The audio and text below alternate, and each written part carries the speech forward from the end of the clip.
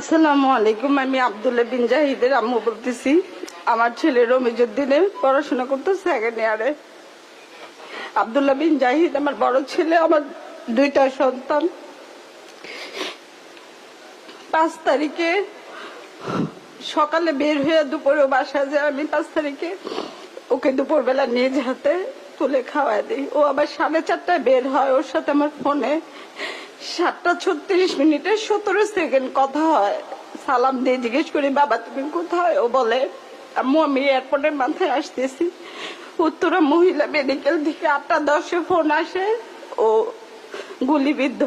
আসসালামু আলাইকুম। আমি আব্দুল্লাহ বিন জাহিদের আম্মু বলতেছি। আমার ছেলে রমিজউদ্দিনে পড়াশোনা করতো সেকেন্ড ইয়ারে।